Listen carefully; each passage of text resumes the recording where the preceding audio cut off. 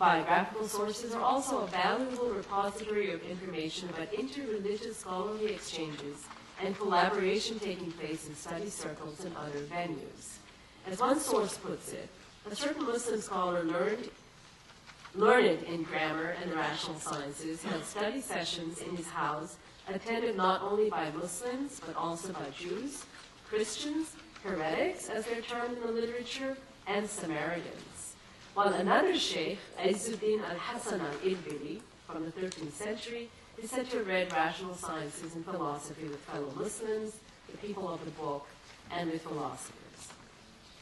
Now to go on to a all-too-brief survey of Fethullah Gülen's views in education, we wanted to hear excellent papers on the methodology that exists in Gülen schools and Gülen's own perspectives in education, so I will not have actually very much original to contribute to this discussion, but I do want to draw parallels between his views on education and classical views on Islamic education.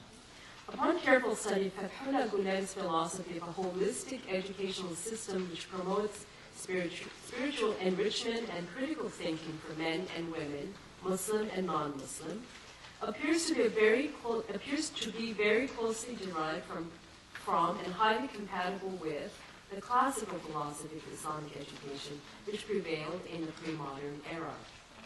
Fethullah Gülen's passionate commitment to learning as a means of training both the body and the soul to do the will of God in this world is well documented and along the lines of classical Muslim pedagogical principles based on the Quran and the Sunnah.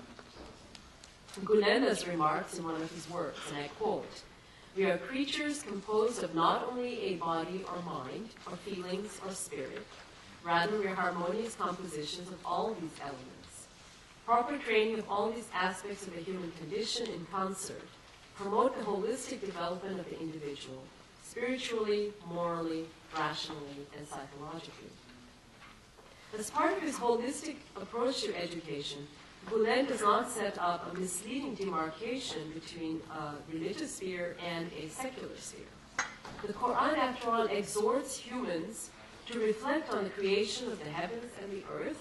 This is from chapter 3, verse 190, which Gülen understands as an invitation, and I quote, "to discover the divine mysteries in the book of the universe, and through every new discovery that deepens and unfolds the true believer, to live a life full of spiritual pleasure along a way of light, extending from belief to knowledge of God, and therefrom to love of God, and then to progress to the hereafter and God's pleasure and approval. This is the way to become a perfect, universal human being." Studying God's creation is thus a natural consequence of an individual's faith in and love for Him, leading to deeper knowledge of matters of the mind and the spirit, and ultimately to annihilation in and subsistence with God. Expressed in Sufi terms, this last quoted phrase underscores the desirability of rooting one's scientific learning in the higher purpose of serving the Almighty and not for material gain or worldly glory. Service to God through one's work, hizmet, a term that we've heard many times already, particularly through teaching, is a central crucial tenet of Gülen's educational philosophy and has been taken to be indicative of worldly asceticism on his part. It should be noted, and it has been noted already, that teachers in Gülen schools in highly secular countries such as Turkey and outside of Turkey do not currently overtly proclaim their adherence to Islam, nor teach the sciences from a religious perspective, since both might invite the disapproval of the authorities.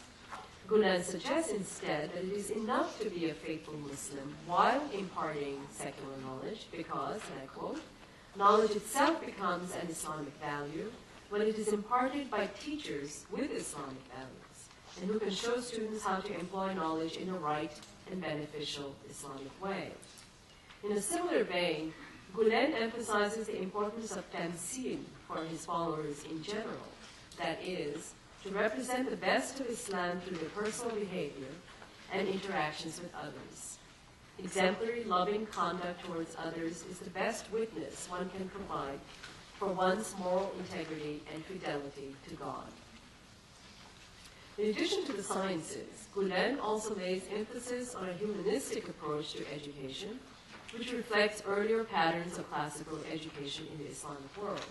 Such a broad-based humanistic approach, according to Gülen, would include the inculcation of religious, ethical, and traditional cultural values, values which in their application are universal and broadly humanitarian. One should also not be severed from the history of one's community, whether as individuals or as nations, because a highly developed historical consciousness lends valuable contextualized perspective in one's contemporary life. Now to go into a brief discussion of the role of women and religious minorities within the Gülen movement and particular educational views. The Gülen movement supports increased educational and work opportunities for women. Many women work particularly as educators in schools and universities, and sometimes as administrators in certain areas. With regard to religious minorities, Gülen, like his mentor Said Nursi before him, was a firm believer in dialogue and the establishment of cordial, tolerant relations with them. And of course, we've heard extensive discussions of this earlier today in the morning. On account of such tolerant proclivities, fostered in fact by a strong Islamic identity on the part of the teachers, Gülen schools have been successful in putting down roots in various milieus in and outside of Turkey. Gülen schools are open to students of any faith background.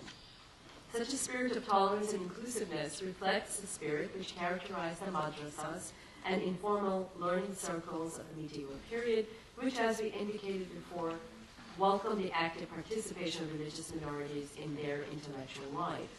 The interfaith academic milieu provided valuable opportunities for dialogue and friendly debate in medieval learning circles as it does now, or can now. In conclusion, then, the spread and success of the Gülen schools within and outside Turkey testifies to the efficacy of his educational philosophy, which lays equal stress on the inculcation of Islamic ethical values and a sound training in the secular sciences. Gülen's emphasis on reason wedded to faith is perfectly in accord with the spirit of the golden age of Islamic civilization, with its flourishing culture and learning, as well as with the spirit of our own age, as we have established. Madrasa reform in the wake of September 11th, in particular, is currently receiving serious attention in a number of Muslim countries, and its implementation has begun in earnest in several of them. In this context, the Gülen schools and their philosophy of education deserve closer attention, since they are worthy of emulation in the contemporary period. Thank you.